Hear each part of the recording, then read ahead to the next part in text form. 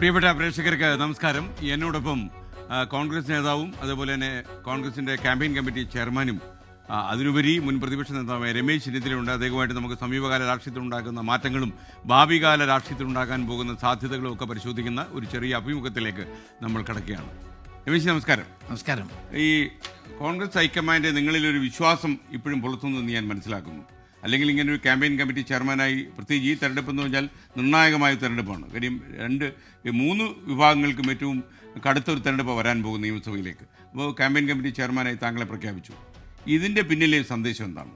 Congress high command എന്നും എന്നോട് വിശ്വാസമാണുള്ളത്. ആ വിശ്വാസത്തിന് ഒരു കുറവ് ഒരിക്കലും ഉണ്ടായിട്ടില്ല.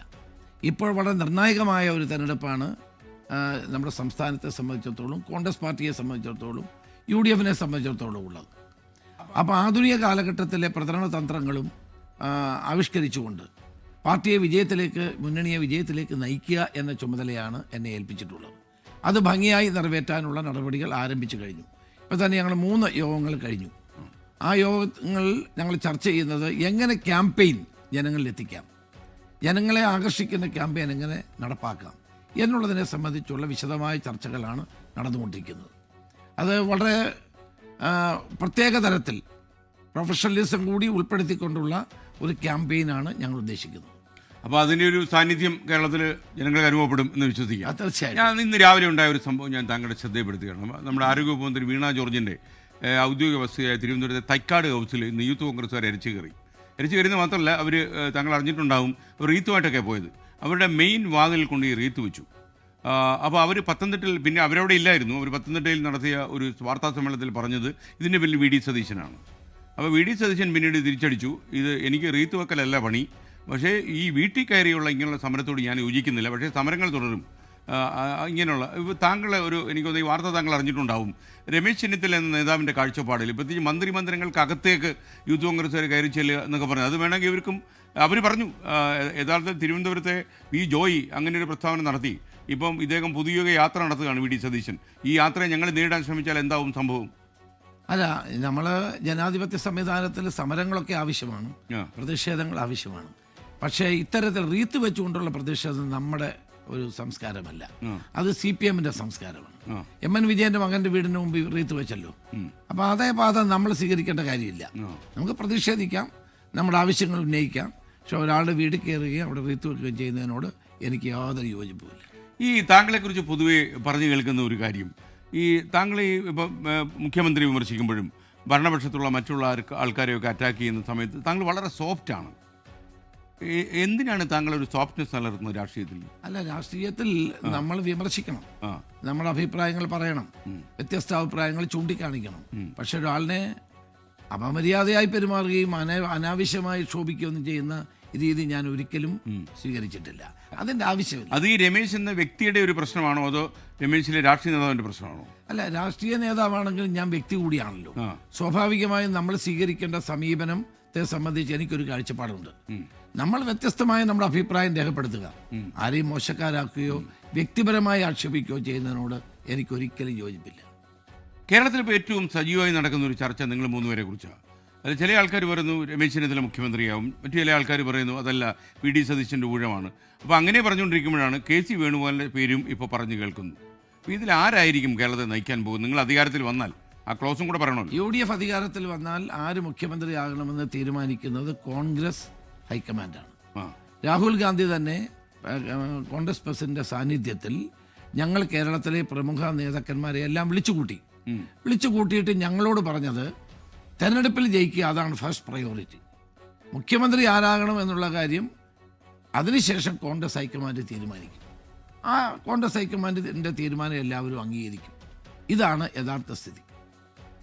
ഈ നമ്മുടെ ചിലപ്പോഴൊക്കെ ഈ നിലപാടുകൾ രമേശ് ചെന്നിത്തല കർക്കശമായി എടുക്കുന്നില്ല, പല കാര്യങ്ങളും ഒരേ സമയം ഫോക്കസ് ചെയ്യുന്നു, അതുകൊണ്ട് അത് അങ്ങ് നടത്തുന്ന ക്യാമ്പയിനുകളൊക്കെ ശ്രദ്ധിക്കപ്പെടുന്നില്ല എന്നൊക്കെ പറയുന്ന ആളുകളുണ്ട്. അതിൽ ചില ശത്രുക്കളൊക്കെ ഉണ്ട്, അങ്ങയുടെ ചില മിത്രങ്ങളും ഉണ്ട്. അല്ലല്ല, ഞാൻ ഫോക്കസ് ആയിട്ട് തന്നെയാണ് കാര്യങ്ങൾ പറയുന്നത്. പക്ഷേ എൻ്റെ സമീപനം എപ്പോഴും ഒരു കൺസെൻസസിൻ്റെയാണ്. എല്ലാവരെയും യോജിപ്പിച്ച് കൊണ്ടുപോകുന്ന ഒരു പ്രവർത്തന ശൈലിയാണ് എനിക്കുള്ളത്. എല്ലാവരും കാരണം നമുക്ക് ഇന്നത്തെ രാഷ്ട്രീയത്തിലാണെങ്കിലും സാമൂഹ്യ ജീവിതത്തിലാണെങ്കിലും അതാണ് ആവശ്യം.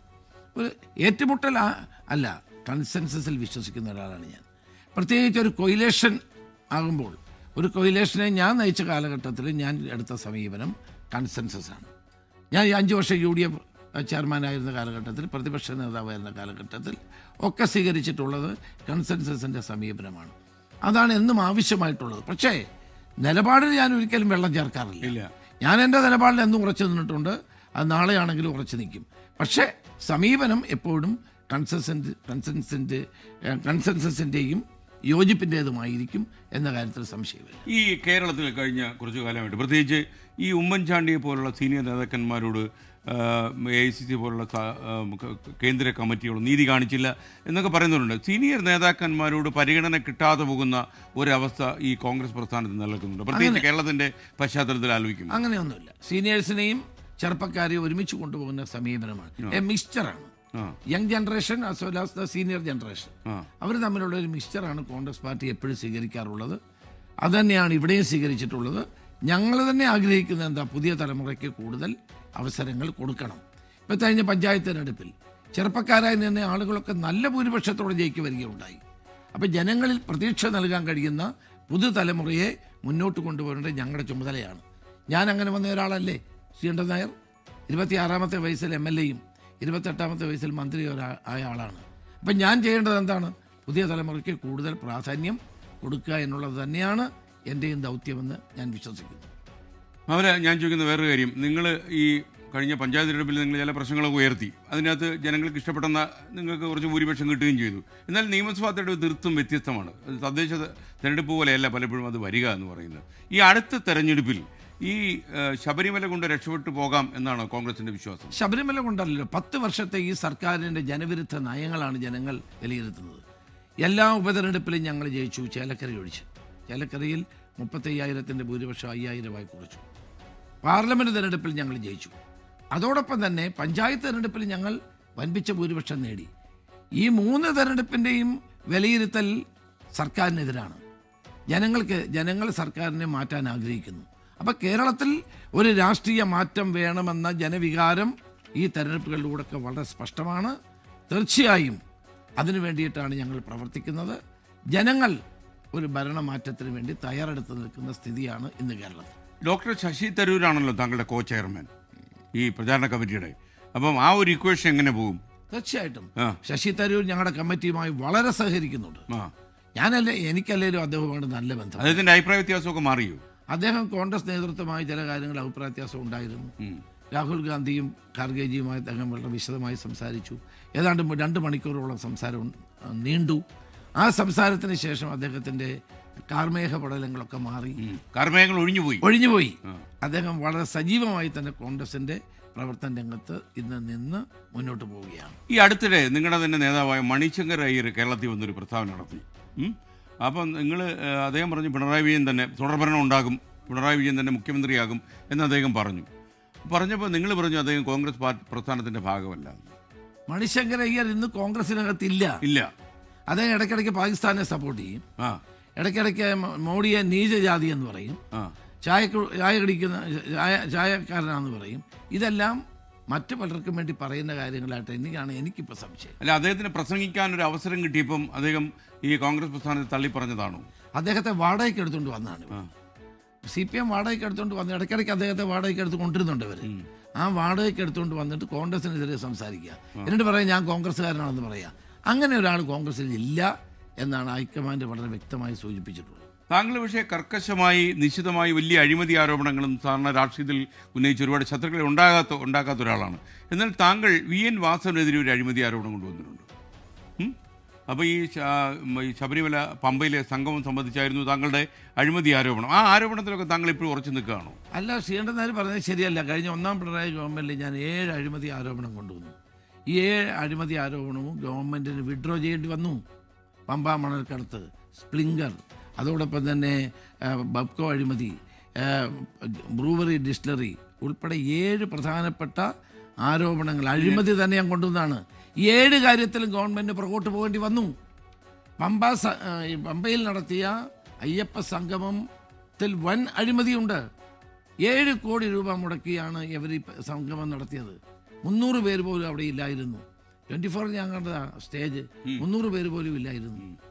അവിടെ നടന്ന ഓരോ വെട്ടിപ്പിൻ്റെയും കഥകൾ പുറത്തു വരികയല്ലേ? അതിന് ഉത്തരവാദി മന്ത്രിയല്ലേ?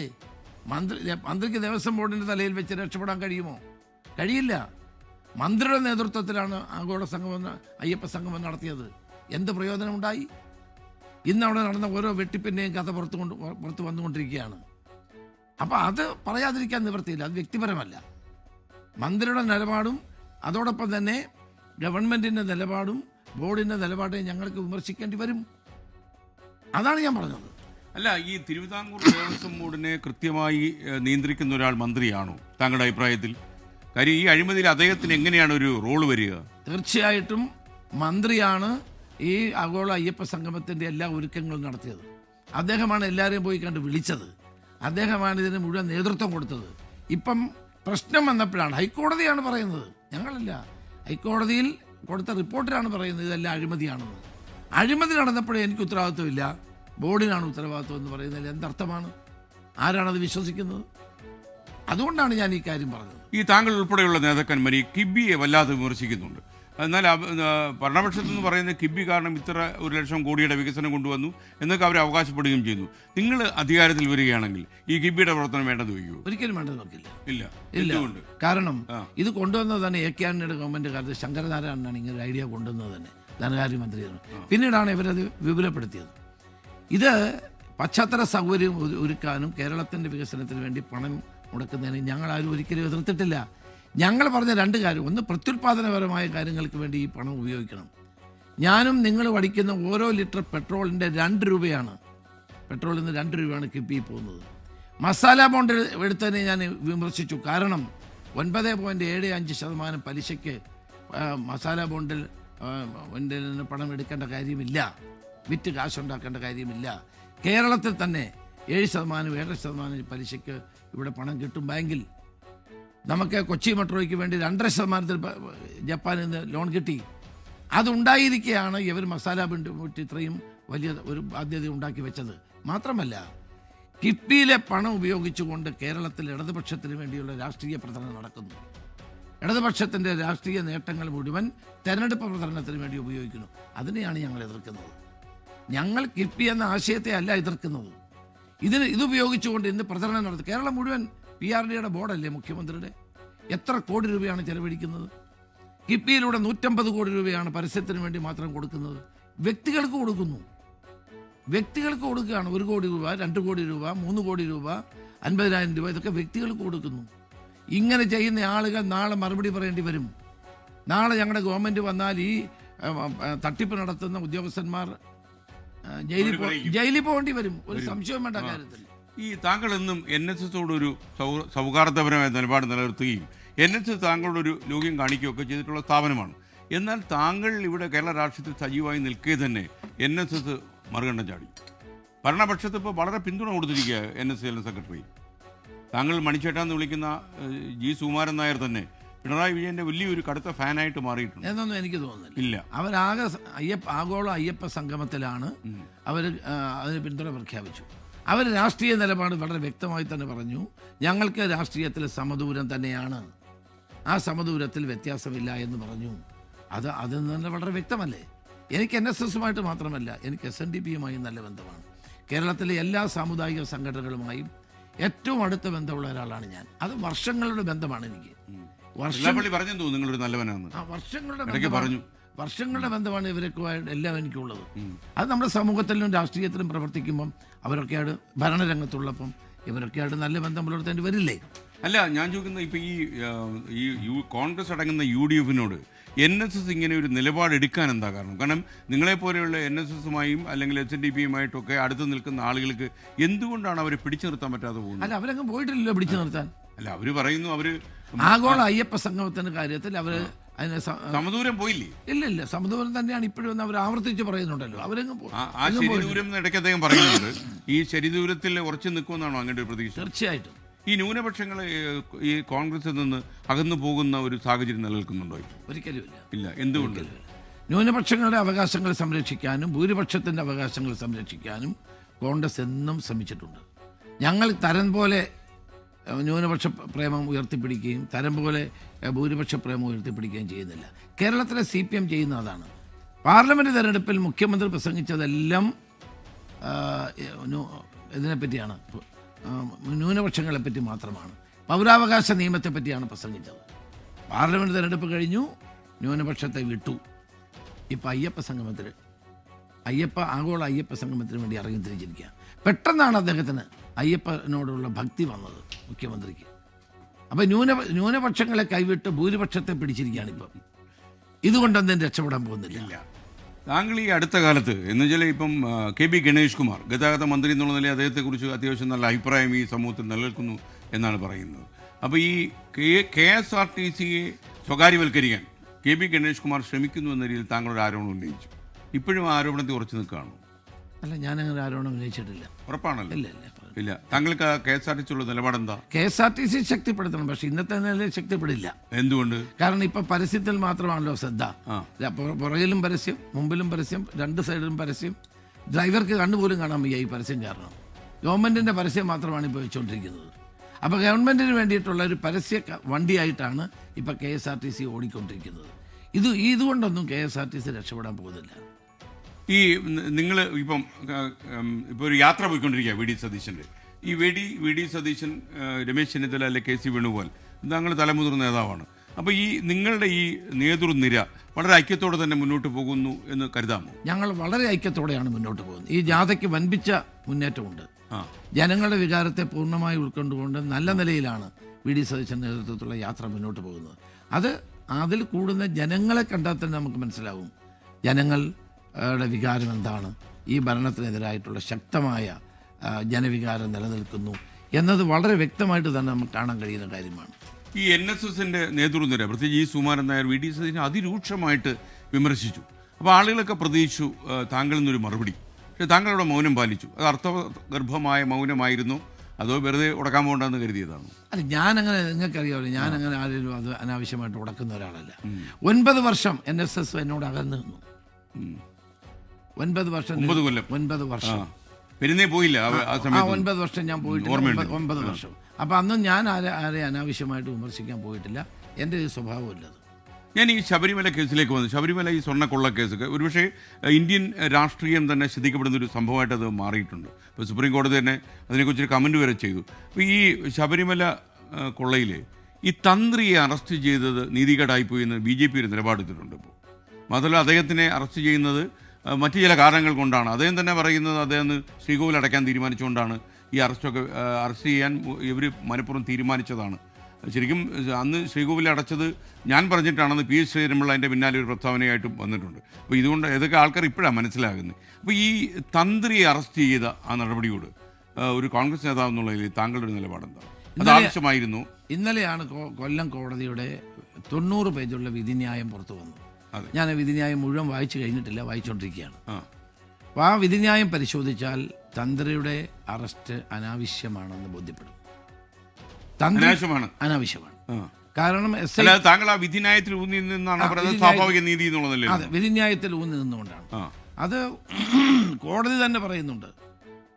തന്ത്രി അറസ്റ്റ് ചെയ്യാനുള്ള കാരണമില്ല. തന്ത്രിക്ക് 90 ദിവസത്തിന് മുമ്പ് കുറ്റപത്രം കൊടുക്കാത്തതിൻ്റെ പേരിലല്ല ജാമ്യം കൊടുത്തത്.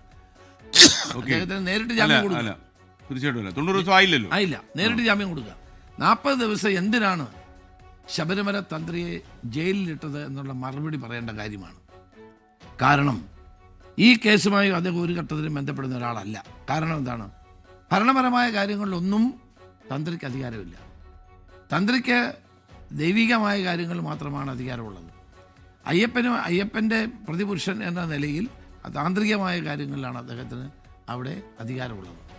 ആ വിധിന്യായത്തിൻ്റെ മുഴുവൻ ഞാൻ വായിച്ചില്ല, പകുതിയോളം ഞാൻ വായിച്ചു കഴിഞ്ഞപ്പോൾ എനിക്ക് തോന്നി ഈ അദ്ദേഹത്തിൻ്റെ അറസ്റ്റ് അനാവശ്യമായിരുന്നു, ചെയ്യാൻ പാടില്ലാത്തത്. അല്ല, ഇങ്ങനെ ഇപ്പോൾ തന്ത്രിയെ പോലെ ഒരാളെ, പ്രത്യേകിച്ച് അയ്യപ്പൻ്റെ പ്രതിപുരുഷൻ എന്നൊക്കെ നമ്മൾ പറയുന്ന ഈ ദൈവതുല്യൻ എന്നൊക്കെ ആൾക്കാർ പറയുന്ന ഈ തന്ത്രിയെ അല്ലെങ്കിൽ എന്ത് കാരണത്താൽ അറസ്റ്റ് ചെയ്യണം? കാരണം ഒരുപക്ഷെ അത് പുലിവാലാവുമല്ലോ.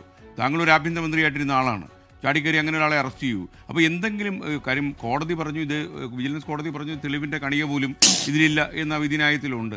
എന്നിരുന്നാൽ പോലും ഒരു തെളിവുമില്ലാതെ സംസ്ഥാനത്തെ പോലീസ് സംവിധാനം അങ്ങനെ ഒരു അറസ്റ്റിന് തയ്യാറാവും. പ്രത്യേകിച്ച് SIT ഒക്കെ കോടതി നിയന്ത്രിക്കുന്ന സാഹചര്യത്തിൽ അങ്ങനെ ചെയ്യാൻ പാടില്ലാത്തതാണ് വിധിന്യായം. അല്ല, താങ്കൾ കരുതുന്നുണ്ടോ അങ്ങനെ ഒരു തെളിവില്ലാത്ത സാഹചര്യമായിരിക്കും അല്ല, ഇപ്പൊ ആരെങ്കിലും ശ്രമിച്ചിട്ട് അറസ്റ്റ് ചെയ്യിച്ചതാണ്? അല്ല, ശ്രീനാഥ് കോടതി പറയാണ് ഇദ്ദേഹത്തെ അറസ്റ്റ് ചെയ്യേണ്ട യാതൊരു കാര്യമില്ല എന്ന് കോടതി പറയുകയാണ്.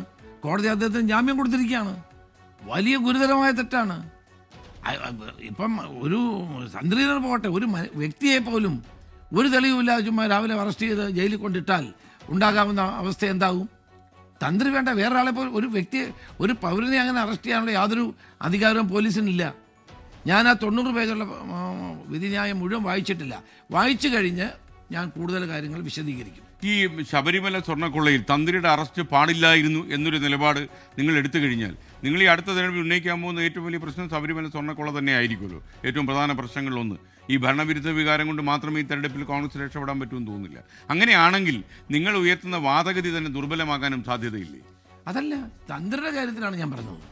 തന്ത്രി എന്തിനാ അറസ്റ്റ് ചെയ്തു, തന്ത്രിക്ക് എന്ത് കാര്യം ഇതിനകത്ത് എന്നുള്ളത് കോടതിയുടെ വിധി വ്യക്തമാണ്.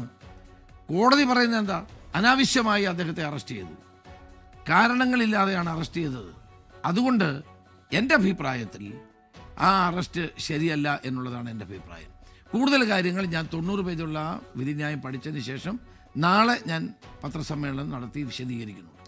താങ്കളൊരു വ്യവസായി പരിചയപ്പെടുത്തി SITക്ക്. വ്യവസായി പോയി മൊഴി കൊടുത്തു. അതിനുശേഷമാണ് ഈ അന്തർദേശീയ വിഗ്രഹ കള്ളക്കടത്തുകാർ വരെ ഇതിലുണ്ട് എന്ന രീതിയിലൊരു സംഭവം വന്നു. പിന്നീട് അതെന്തായി? പിന്നെ രമേശ് ചെന്നിത്തല എന്ന രാഷ്ട്രീയ നേതാവ് അതിനെക്കുറിച്ചൊന്നും പറഞ്ഞു. അല്ല, എൻ്റെ റോൾ അവിടെ അവസാനിച്ചു. കാരണം എനിക്ക് വിശ്വാസത്തിലാണോ താങ്കൾ ഈ വ്യവസായി പരിചയപ്പെടുത്തിയത്? ഈ വ്യവസായി എനിക്ക് അറിയാവുന്ന ആളാണ്. പല കാര്യങ്ങളും അദ്ദേഹം എന്നോട് അല്ല, അദ്ദേഹത്തിന്റെ ഒരു ഇന്റഗ്രിറ്റിയാണ് ഞാൻ ചോദിക്കുന്നത്. ഇന്റഗ്രിറ്റി ഉള്ള ആളാണ്. അതുകൊണ്ടാണല്ലോ ഞാൻ ഇപ്പം ഇത് SITയുടെ മുമ്പിൽ പോയി പറയാൻ തീരുമാനിച്ചത്. എന്നെപ്പോലുള്ള വ്യക്തിയുടെ മുമ്പിൽ ഇത് ഡിസ്ക്ലോസ് ചെയ്തപ്പം ഉത്തരവാദിത്തത്തോടു കൂടി അദ്ദേഹം വന്ന് പറഞ്ഞ കാര്യങ്ങൾ എനിക്ക് തോന്നി അത് ആ വിവരങ്ങൾ ഞാൻ കൈമാറാൻ ബാധ്യതയുള്ള ഒരാളാണ്, ഒരു പൗരൻ എന്നതിൽ ഞാനത് കൈമാറി. അതെ, പിന്നെ ബാക്കി ചെയ്യേണ്ടത് SIT ആണ്. അവരെന്തൊക്കെ ചെയ്തു എന്നുള്ള കാര്യം എനിക്കറിയില്ല. കാരണം എനിക്ക് പിന്നെ അത് അന്വേഷിക്കാൻ. അല്ല, താങ്കൾ ഈ വ്യവസായി അങ്ങോട്ട് പറഞ്ഞു വിട്ടതിന് ശേഷമാണ് പിന്നെ ഈ വാർത്താ ചാനലുകളിലൊക്കെ തന്നെ 100 കണക്കിന് കോടി രൂപയുടെ വിറ്റുവരവുള്ള അന്താരാഷ്ട്ര മാഫിയ സംഘം, വിഗ്രഹ മാഫിയ ഇതിനകത്തുണ്ട് എന്ന രീതിയിലൊക്കെയുള്ള ഒരുപാട് കഥകളും കെട്ടുകഥകളും ഒക്കെ ആയിട്ട് വാർത്തകൾ വരുന്നുണ്ടായിരുന്നു. അതൊക്കെ ഏത് സോഴ്സിൽ നിന്നാണ് ഇറങ്ങി വരുന്നതെന്ന് അറിയില്ല. അപ്പോൾ ഇതൊക്കെ താങ്കൾ ശ്രദ്ധിക്കുന്നുണ്ടായിരുന്നു? കാര്യം താങ്കളാണ് ഈ പൻഡോരാസ് ബോക്സ് തുറന്നത്. ശ്രദ്ധിക്കുന്നുണ്ടായിരുന്നെന്ന് മാത്രമല്ല, അത് ഗൗരവപൂർവമായ ഒരു അന്വേഷണത്തിന് വിധേയമാക്കണമെന്ന് ഞാൻ തന്നെ ആവശ്യപ്പെട്ട കാര്യമാണ്. SITയോട് ആവശ്യപ്പെട്ട കാര്യമാണ്. SITയുടെ അന്വേഷണത്തിൽ താങ്കൾക്ക് വിശ്വാസമുണ്ട്? SIT സാധാരണഗതിയിൽ SITയുടെ അന്വേഷണത്തെ നമുക്ക് എതിർക്കേണ്ട കാര്യമില്ല. പക്ഷേ ഈ തന്ത്രിയുടെ കാര്യം വന്നപ്പോഴാണ് എനിക്കിപ്പോഴൊരു സംശയം വന്നിരിക്കുന്നത്. അതുവരെയുള്ള കാര്യങ്ങളിൽ യാതൊരു വ്യത്യസ്തമായ അഭിപ്രായം എനിക്കില്ലായിരുന്നു. മാത്രമല്ല, ഈ വ്യവസായി പറഞ്ഞ കാര്യങ്ങൾ അവർ അന്വേഷിച്ചു എന്നാണ് പറയുന്നത്. കോടതിയിൽ അവർ റിപ്പോർട്ട് കൊടുത്തിട്ടുണ്ട്. കോടതിയുടെ റിപ്പോർട്ട് പരിശോധിച്ച ശേഷമേ നമുക്ക് അതിനെപ്പറ്റി കൂടുതൽ പറയാൻ കഴിയൂ. പിന്നെ ഞാനതിൻ്റെ പിന്നാലെ പോകാഞ്ഞത് അതെൻ്റെ ഉത്തരവാദിത്വം അല്ലാത്തത് കൊണ്ടാണ്. അല്ല, ഈ വ്യവസായിയെക്കുറിച്ച് താങ്കൾക്ക് അല്പം കൂടി വെളിപ്പെടുത്തി നടത്താം. കാര്യം അദ്ദേഹം ഇനി മൊഴിയെ കൊടുത്തു. ഇപ്പോൾ ഒരു രഹസ്യമല്ല, അദ്ദേഹത്തിന് ശാരീരിക പ്രശ്നങ്ങളൊന്നും ഉള്ളതായിട്ട് തോന്നുന്നില്ല. മീൻസ് വെല്ലുവിളികളോ മാഫിയ സംഘത്തിൻ്റെ ഭീഷണിയോ അങ്ങനെയൊന്നും ഉള്ളതായി തോന്നുന്നില്ല. അപ്പോൾ കാരണം ഈ വ്യവസായി ഇപ്പോഴും ഒരു ദുരൂഹ കഥാപാത്രമാണ്. ഒരുപക്ഷെ ചാരക്കേസിൽ കോട്ടുവാല എന്നൊരു ക്യാരക്ടർ ഉണ്ടായിരുന്നല്ലോ, അതുപോലെ ഒരു കഥാപാത്രമായിട്ടത് മണ്ണടിയാതിരിക്കാൻ ഈ വ്യവസായി ഒരു സൂചന ഇതാരാണ് എന്നുള്ളത് അത് പറയരുതെന്ന് അദ്ദേഹത്തിന്റെ ഐഡന്റിറ്റി വെളിപ്പെടുത്തരുതെന്ന് എന്നോട് പറഞ്ഞിട്ടാണ്. അപ്പം ഞാനത് വെളിപ്പെടുത്തുന്നത് ശരിയല്ല. അദ്ദേഹത്തിനൊരു വാക്ക് ഞാൻ കൊടുത്ത് ഞാനിത് വെളിപ്പെടുത്തത്തില്ല എന്ന്. അതുകൊണ്ട് ഞാൻ വെളിപ്പെടുത്തുന്നില്ല. ഇനി ആത്മകഥയോ വല്ല എഴുതുന്ന കാലത്ത് നമുക്ക് കുറച്ചുകൂടെ കഴിയുമ്പോൾ അല്ലേ? ഓക്കെ, അതൊക്കെ എത്ര കാലം കഴിഞ്ഞാണോ എന്തോ. അപ്പോൾ ഈ വേറൊരു കാര്യം, അടുത്തിടെ നമ്മുടെ KR ഗോപികൃഷ്ണൻ ഇന്നലെ നമ്മുടെ ഉമ്മൻചാണ്ടിയുടെ മകൾ മറിയ ഉമ്മനെ ഇൻ്റർവ്യൂ ചെയ്തു. അപ്പോൾ ഇപ്പോൾ കേരളത്തിലൊക്കെ മറിയ ഉമ്മൻ സ്ഥാനാർത്ഥിയാവും, ചാണ്ടി ഉമ്മൻ സ്ഥാനാർത്ഥിയാകാതിരിക്കും എന്നൊക്കെ രീതിയിലുള്ള കാര്യങ്ങൾ വരുന്നു. പാർട്ടി ഇത് ചർച്ച ചെയ്തിട്ടുണ്ടോ? പാർട്ടി ചർച്ച ചെയ്തിട്ടില്ല. ഇല്ല. പാർട്ടിയുടെ മുമ്പിൽ ചാണ്ടി ഉമ്മന് മാത്രമാണ് MLA ആയിട്ടുള്ളത്. അപ്പോൾ നിങ്ങൾ പറഞ്ഞു സിറ്റിംഗ് MLA മാർക്കും അതുപോലെ സംവരണത്തിലുള്ളവരുടെയും സീറ്റുകൾ ആദ്യം അനൗൺസ് ചെയ്യണം എന്നൊരു നിലപാടാണ് രമേശ് ചെന്നിത്തല എടുത്തത്. എന്നാൽ VD സതീശനാണെങ്കിൽ അദ്ദേഹം പറയുന്നത് മെറിറ്റാണ്, വിജയസാധ്യത മാത്രമേ ഇതിൽ പരിഗണിക്കുന്നുള്ളൂ. ആ ഒരു ലിസ്റ്റാണ് അദ്ദേഹത്തിന് താല്പര്യം. അപ്പോൾ ഞങ്ങൾക്ക് എല്ലാവർക്കും ഒരു താല്പര്യം, വിന്നബിലിറ്റിയാണ് പ്രധാനം. അപ്പോൾ ഈ വിന്നബിലിറ്റി എന്നുള്ള ഒരു തെരഞ്ഞെടുപ്പിൽ നമ്മൾ മത്സരിക്കുമ്പോൾ വിന്നബിലിറ്റി അല്ലേ പ്രധാനം? വിന്നബിലിറ്റി വെച്ചിട്ട് നിങ്ങൾ പ്രായാധിക്യമുള്ള കുറച്ച് ആൾക്കാരെ പുറത്താക്കുമോ? അങ്ങനെയില്ല. ആകെ നമ്മൾ മത്സരിക്കുന്നില്ല എന്ന് പറഞ്ഞ K ബാബുവാണ്. ഞങ്ങളൊക്കെ അദ്ദേഹത്തോട് പറഞ്ഞാണ് മത്സരിക്കാൻ. പക്ഷെ ആരോഗ്യപരമായ കാരണങ്ങളാൽ ഞാൻ മത്സരിക്കുന്നില്ല എന്ന് അദ്ദേഹം പറഞ്ഞു. വേറെ ആരും മത്സരിക്കുന്നില്ല എന്ന് പറഞ്ഞിട്ടില്ല. ഇപ്പോൾ വിസ്മയത്തിൻ്റെ കാലമാണല്ലോ. ആദ്യം മോഹൻലാലിൻ്റെ വിസ്മയ സ്റ്റുഡിയോ ആയിരുന്നു ആറിൽ ശ്രദ്ധിച്ചത്. പക്ഷേ ഇപ്പം രാഷ്ട്രീയത്തിൽ വിസ്മയം വന്നു തുടങ്ങി. അപ്പോൾ ഈ കനകൂലു വന്ന് ഇറങ്ങിയതിന് ശേഷം നേതാക്കന്മാർക്കൊന്നും റൂളുമില്ല, കനകൂലു കണക്ക് പഠിച്ച് കാര്യങ്ങൾ അവതരിപ്പിക്കുന്ന രീതിയിലാണ് വന്നിരുന്നത്. അപ്പോൾ ഈ ഇപ്പോൾ ഷൊർണൂരിലെ പി കെ ശശി, ഞാനിതിൽ അതേപോലെ കുറച്ച് നേരം നമ്മുടെ മോർണിംഗ് ഷോയിൽ സംസാരിച്ചിരുന്നു. അപ്പോൾ പി കെ ശശി പോലെ എന്തെങ്കിലുമൊക്കെ വിസ്മയങ്ങൾ ഇനി സംഭവിക്കുമോ? കൊട്ടാരക്കര ഐഷ പോറ്റി നിങ്ങൾ കൊണ്ടുവന്ന പോലെ. അല്ല, പി കെ ശശി CPM-ഉമായിട്ട് വലിയ അകലത്തിലാണ്. ഞാൻ അദ്ദേഹവുമായിട്ട് സംസാരിച്ചു. മനപ്രയാസമുണ്ട് അദ്ദേഹത്തിന് പ്രയാസമുണ്ട്, മാനസികമായ ബുദ്ധിമുട്ടുണ്ട്. ഞാൻ അദ്ദേഹവുമായിട്ട് സംസാരിച്ച ഒരാളാണ്. അദ്ദേഹം KTDC ചെയർമാൻ സ്ഥാനം രാജിവെച്ചു. ഇനി അദ്ദേഹത്തിന്റെ അടുത്ത നിലപാട് എന്താണെന്ന് ഞങ്ങൾക്കറിയില്ല. അല്ല, നിങ്ങൾ വിസ്മയങ്ങൾ ഉണ്ടാക്കാൻ ശ്രമിക്കുന്നു എന്നാണ് എൻ്റെ ചോദ്യം. അല്ല, പി കെ ശശി നല്ലൊരു രാഷ്ട്രീയ പ്രവർത്തകനാണ്. അദ്ദേഹം ഇതിലൊരു നിലപാട് എന്താ പാർട്ടിയുടെ? കാരണം ഇപ്പോൾ BJP നിങ്ങളുടെ പല നേതാക്കന്മാരെ അടിച്ചിട്ട് പോകുന്നുണ്ട് ഇപ്പോൾ. അതുകൊണ്ട് നിങ്ങളും മറ്റ് പാർട്ടികളും നേതാക്കന്മാരെ ഇങ്ങോട്ട് കൊണ്ടുവരിക എന്നൊരു നിലപാട് അവലംബിക്കുന്നത് അങ്ങനെയൊന്നുമില്ല. ആർക്കെങ്കിലും കോൺഗ്രസിനോട് ചേരണമെന്ന് പറഞ്ഞു വന്നാൽ ഞങ്ങൾ അങ്ങനെ നോ എന്നും പറയുന്നില്ല. ഇപ്പോഴത്തെ തെരഞ്ഞെടുപ്പിന്റെ സമയം കൂടിയാണ്. അപ്പം ശശി ഇതുവരെ കോൺഗ്രസിൽ ചേരണമെന്നുള്ള ആവശ്യമൊന്നും ഉന്നയിച്ചിട്ടില്ല. ഈ പ്രചാരവേലയിൽ ഒരുപക്ഷെ താങ്കൾ അതിൻ്റെ ചെയർമാനായിരിക്കുമ്പോൾ അടുത്ത തെരഞ്ഞെടുപ്പിൽ ഏറ്റവും അതായത് ഒരു പ്രൊപ്പഗാൻഡിസ്റ്റ് എന്ന നിലയിൽ താങ്കൾ ഫോക്കസ് ചെയ്യാൻ പോകുന്ന കാര്യം എന്തായിരിക്കും? അതായത് ജനമനസ്സുകൾ മുഴുവൻ പിടിച്ചെടുക്കും എന്നായിരിക്കുമല്ലോ അങ്ങയുടെ മനസ്സിൽ ഒരു ചെയർമാൻ എന്ന നിലയിൽ. തീർച്ചയായിട്ടും ഒന്ന്, ജനങ്ങൾക്ക് ഇഷ്ടപ്പെട്ട സ്ഥാനാർത്ഥികളെ അവതരിപ്പിച്ചുകൊണ്ട് ഈ സർക്കാരിൻ്റെ ജനവിരുദ്ധ നയങ്ങൾ ജനങ്ങളിൽ എത്തിക്കുകയും അതോടൊപ്പം തന്നെ ഞങ്ങൾ അധികാരത്തിൽ വന്നാൽ ഞങ്ങൾ എന്ത് ചെയ്യും എന്നുള്ള ഒരു ആൾട്ടർനേറ്റീവ് അജണ്ട ജനങ്ങളുടെ മുന്നിൽ അവതരിപ്പിക്കുക എന്നുള്ളത് ഞങ്ങളുടെ ലക്ഷ്യമാണ്. വെറുതെ സർക്കാരിനെ വിമർശിക്കുക മാത്രമല്ല, സർക്കാരിൻ്റെ കുറ്റങ്ങളും കുറവുകളും ചൂണ്ടിക്കാണിച്ചുകൊണ്ട് ഞങ്ങൾ വന്നാൽ എന്ത് ചെയ്യും, അപ്പോൾ നാളത്തെ കേരളം എങ്ങനെയാകണമെന്നുള്ള ഞങ്ങളുടെ കാഴ്ചപ്പാട് കൂടി അവതരിപ്പിച്ചുകൊണ്ടാണ് ഈ തെരഞ്ഞെടുപ്പിൽ ഞങ്ങൾ മുന്നോട്ട് പോകുന്നത്. ഈ മഹാരാഷ്ട്രയുടെ ഉത്തരവാദിത്വം ഇപ്പോഴും ഉണ്ടല്ലോ താങ്കൾക്ക്, അതിൻ്റെ ചാർജ് വഹിക്കുന്ന ആളാണ് താങ്കൾ. ഈ അവിടെ ഒരു വളരെ കോംപ്ലിക്കേറ്റഡ് ഒരു പൊളിറ്റിക്സ് ആണല്ലോ മഹാരാഷ്ട്രയിൽ. അവിടെ താങ്കൾ ഒരു സമവായം കൊണ്ടുവരാൻ ശ്രമിച്ചു. വിജയിച്ചോ പരാജയപ്പെട്ടോ? വിജയിച്ചു. കാരണം ശരത് പവാർ ഒരു ഭാഗത്ത്, ഉദ്ധവ് താക്കറെ ശിവസേന വേറൊരു ഭാഗത്ത്, കോൺഗ്രസ് ഒരു ഭാഗത്ത്. ഇത് മൂന്ന് പേരെയും കൂടി ഒരുമിച്ച് കൊണ്ടുപോകുക എന്ന് പറഞ്ഞാൽ കേരളത്തിലെ മുന്നണി രാഷ്ട്രീയത്തെക്കാൾ വലിയ പാടാണ്. വലിയ വ്യത്യസ്തമായ ഹൈലി കോംപ്ലക്സ് ആയിട്ടുള്ള ഒരു ജോബാണ് എന്നെ പാർട്ടി ഏൽപ്പിച്ചത്. അത് പാർലമെൻറ്റ് തെരഞ്ഞെടുപ്പിൽ 35 സീറ്റോളം നേടി, 35 സീറ്റ് നേടി ഞങ്ങളത് വിജയിച്ചു. പിന്നീടാണ് പരാജയം ബോധ്യപ്പെട്ടപ്പോഴാണ് ഇലക്ടറൽ റൂളുകൾ കുഴപ്പമുണ്ടാക്കുകയും ഇലക്ഷൻ കമ്മീഷനെ ദുരുപയോഗപ്പെടുത്തുകയും ഒക്കെ ചെയ്ത് ഏറ്റവും വലിയ പ്രശ്നം അവിടെ ഉണ്ടാക്കി തെരഞ്ഞെടുപ്പിൽ അവർക്ക് ജയം അവർ വാങ്ങിയെടുത്തത്. അത് വാങ്ങിയെടുത്ത വിജയമാണ്, ജനങ്ങൾ നൽകിയ വിജയമല്ല. ഇപ്പോഴും മഹാരാഷ്ട്രയിലെ പൊളിറ്റിക്സ് വളരെ കോംപ്ലക്സ് ആണ്. ഇപ്പോൾ അജിത് പവാറിൻ്റെ മരണശേഷം ശരത് പവാർ എന്ത് ചെയ്യും, സംശയങ്ങൾ ഉയരുന്നുള്ള കാര്യമാണ്. ഉദ്ധവ് താക്കറെയുടെ നിലപാട് എന്താ? സ്വന്തം ബ്രദറുമായിട്ട് അദ്ദേഹം MNS-ഉമായിട്ട് ചേർന്നു. ഇങ്ങനെ ഹൈലി കോംപ്ലക്സ് ആയിട്ടൊരു പൊസിഷനാണ്. എന്നാലും ആ കാലത്ത് കോൺഗ്രസിൻ്റെ ഐഡൻറ്റിറ്റി ഉയർത്തിപ്പിടിച്ചുകൊണ്ട് ശക്തമായ പ്രവർത്തനത്തിന് എന്നെ ഏൽപ്പിച്ച ആ ദൗത്യവുമായി ഞാൻ മുന്നോട്ട് പോകുന്നു.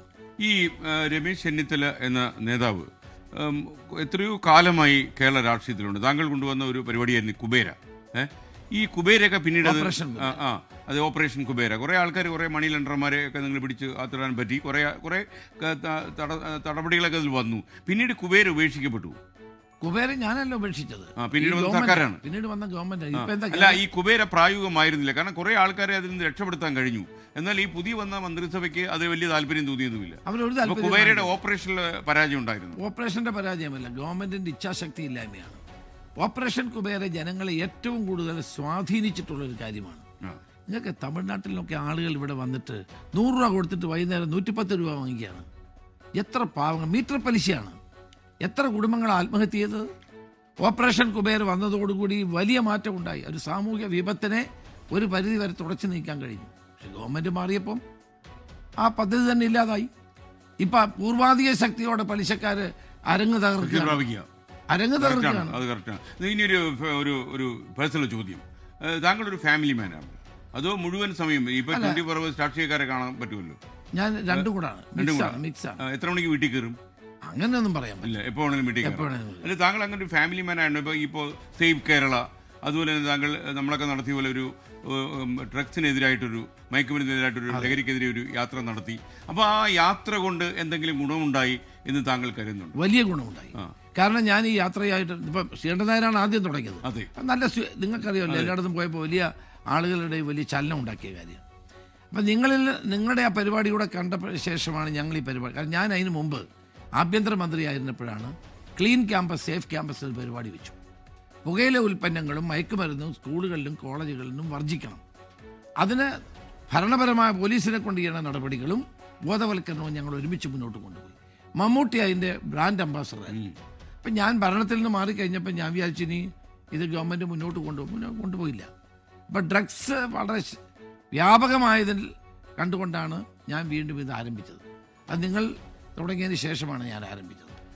വാസ്തവത്തിൽ എല്ലാ ജില്ലകളിലും 10,000-കണക്കിന് ആളുകളാണ് ഇതിരുന്നത്. ഇത് കാണാൻ തന്നെ സ്ത്രീകളാണ്, ഏറ്റവും കൂടുതൽ സ്ത്രീകളാണ്, പ്രായമായ അമ്മമാരും സ്ത്രീകളും വന്ന് വഴിവെക്കി കാത്തു നിൽക്കുകയാണ് ഇത് കണ്ട്. കാരണം എന്താ, അവരാണിത് അനുഭവിക്കുന്നത്. അമ്മമാർക്കാണ് ഏറ്റവും വലിയ വിഷമം. പല ആളുകളും എന്നോട് പറഞ്ഞു, മകനെ ഇത് തുടരണം, ഇത് മുന്നോട്ട് കൊണ്ടുപോകണം, ഇത് വലിയ വിപത്താണ്. ഈ സംസ്ഥാനത്ത് ഏറ്റവും വലിയ പ്രശ്നം ഏതാണെന്ന് ചോദിച്ചാൽ ഞാൻ പറയും ഡ്രഗ്സിൻ്റെ വ്യാപനമാണ്, മദ്യത്തിൻ്റെ വ്യാപനമാണ്. ഇന്ന് അതിൽ നിന്ന് കേരളത്തെ രക്ഷിക്കാനുള്ള ശക്തമായ മുന്നേറ്റം തുടരണം എന്ന് തന്നെയാണ് എൻ്റെ. അതിനിടയ്ക്ക് ഞാൻ ചോദിക്കട്ടെ, ഇപ്പം ബാറുകൾ പ്രവർത്തിക്കുന്ന സമയം കൂട്ടി 12 മണി വരെ കുടിച്ച് കൂത്താടാം എന്നായിട്ടുണ്ട്. അപ്പോൾ ഈ ബാർ ഇപ്പോൾ സർക്കാരിൻ്റെ വരുമാനത്തിലൊന്ന് ഇത് തന്നെയാണ്, നമ്മളത് അംഗീകരിക്കാതിരിക്കുന്നില്ല. പക്ഷേ ഈ ഒരു സർക്കാർ, നിങ്ങളുടെ ഒരു സർക്കാർ അധികാരത്തിൽ വന്നു എന്നിരിക്കട്ടെ, ഇപ്പോൾ മദ്യനയം എന്തായിരിക്കും? അല്ല, മദ്യനയം കൂട്ടായി ആലോചിച്ച് ചെയ്യേണ്ടതാണ്. ഈ സമയം ഒന്നും നീട്ടിക്കൊടുക്കേണ്ട കാര്യമില്ല. ഇല്ല, എൻ്റെ ആവശ്യമില്ല. ഇത്രയും കാര്യമായിട്ട് സമയം നീട്ടിയിട്ടില്ല. അല്ല, മദ്യപന്മാരെ കാലമായിട്ട് ആവശ്യപ്പെടുക എന്നാ പറഞ്ഞു. അതെ, മദ്യപന്മാരുടെ എല്ലാ ആവശ്യവും നമുക്ക് നടത്താക്കാൻ പറ്റുമോ? 24 hours വേണമെന്ന് ആവശ്യപ്പെടുന്നവരുണ്ട്. രാജേഷിനെ പോലൊരു മന്ത്രി അങ്ങനെ ചെയ്യാൻ പാടില്ലായിരുന്നു. ആത്മകഥ എഴുതുവോ? ആത്മകഥ എഴുതാനും ഇപ്പൊ ആലോചിക്കുന്നില്ല. ഇപ്പൊ ഒരു നോവൽ എഴുതിക്കൊണ്ടിരിക്കുകയാണ്. എന്റെ അമ്മ, എന്തായിരിക്കും എന്റെ പ്രമേയം? അതുപോലെ പ്രണയം അങ്ങനെയുള്ള കാര്യങ്ങളായിരിക്കും, അതോ രാഷ്ട്രീയ രംഗത്തെ? രാഷ്ട്രീയമല്ല, അല്ല. അമേരിക്കൻ ഒരു പശ്ചാത്തലവും ഇന്ത്യൻ പശ്ചാത്തലവും പണ്ടേ നിങ്ങൾ എഴുതൂ? അല്ല, മലയാള മനോരമ ബുക്സ് പ്രസിദ്ധീകരിക്കുകയാണ്. അവരുടെ പ്രീ പബ്ലിക്കേഷൻ. ഇതൊക്കെ പുറത്ത് പറഞ്ഞിട്ടില്ലല്ലോ ഇതുവരെ, ഇങ്ങനെ ഒരു നോവൽ എഴുതുന്നുള്ളത്. നിയോഗം എന്നാണ് എന്റെ പേര്. നിയോഗം എന്നത്തേക്ക് പുറത്ത് വരും? ഈ മാസം മാർച്ച് ഫെസ്റ്റിവൽ. ആരുടെ നിയോഗമായിരിക്കും അതിലുള്ളത്? അത് വായിച്ചിട്ട് അതിപ്പോ ഞാൻ പറഞ്ഞതില്ല. വേറെ കാര്യം. അപ്പൊ ഞാൻ അത് അറിഞ്ഞില്ലായിരുന്നു. ഞാൻ അറിഞ്ഞില്ല. മനോരമ പുതിയ അറിവാ. ഞാൻ നിങ്ങളുടെ കുറെ കാര്യങ്ങൾ എനിക്ക് അറിയാമെങ്കിലും ഇത് ഞാൻ അറിഞ്ഞില്ല.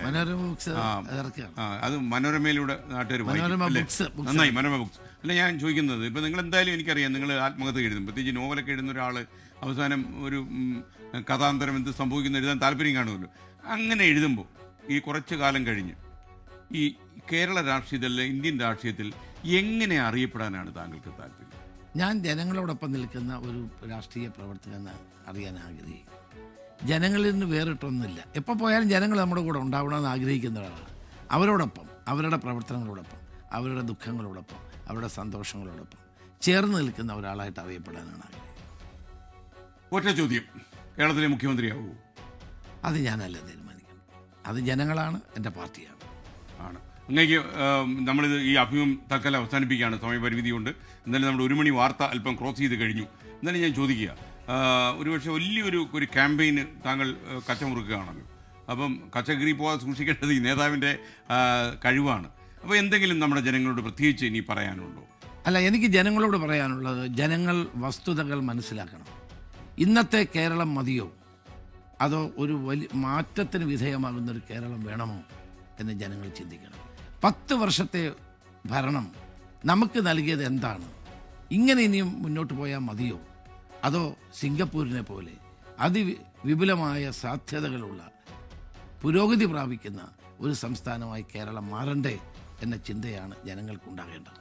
ഞാൻ നിങ്ങൾ നോവൽ എഴുതുന്നു, നിയോഗം എന്ന് നോവൽ എഴുതി പറഞ്ഞപ്പോൾ എൻ്റെ മനസ്സിലൂടെ ഒരു ദുഷ്ടബുദ്ധി കടന്നു പോയെന്നറിയോ?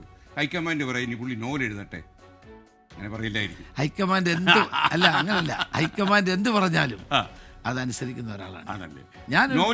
ഞാനൊരു പാർട്ടി പ്രവർത്തകനാണ്. എൻ്റെ പാർട്ടിയാണ് എനിക്ക് വലുത്. സ്ഥാനമാനങ്ങൾ അല്ല വലുത്. സ്ഥാനങ്ങൾ വരുമ്പോൾ ഒക്കെ ചെയ്യും, പക്ഷേ എൻ്റെ പാർട്ടി എന്ത് പറഞ്ഞാലും അത് കേൾക്കുന്ന ഒരാളാണ്. പൂർണ്ണമായും പാർട്ടിക്ക് വിധേയമാണ് 100%. Okay. Thank you Shri Ramesh Chennithala. മുൻ പ്രതിപക്ഷ നേതാവ് രമേശ് ചെന്നിത്തല സംസാരിക്കുകയായിരുന്നു. അദ്ദേഹത്തിൻ്റെ നിയോഗം എന്ന നോവൽ വരാനിരിക്കുന്നു എന്നുള്ളതും ഒരു പുതിയ വാർത്തയാണ്. ഒരുപക്ഷെ ഇന്നത്തെ ഈ അഭിമുഖത്തിലെ ഏറ്റവും വലിയ ഹെഡ്ലൈൻ, രമേശ് ചെന്നിത്തല നോവൽ എഴുതുന്നു. കഥ പറയുമ്പോൾ എന്താവും സംഭവിക്കാമെന്നറിയില്ല, നോവലിലെ പ്രമേയം എന്താണെന്നും അറിയില്ല. ലോകത്തെവിടെയായാലും ഏത് സമയത്തും 24 വാർത്തകളും ഓഗ്മെന്റഡ് റിയാലിറ്റി പാക്കേജുകളും എക്സ്പ്ലെയിനറുകളും വിശദമായി കാണാൻ ഞങ്ങളുടെ യൂട്യൂബ് ചാനൽ നിങ്ങൾക്ക് സബ്സ്ക്രൈബ് ചെയ്യാം.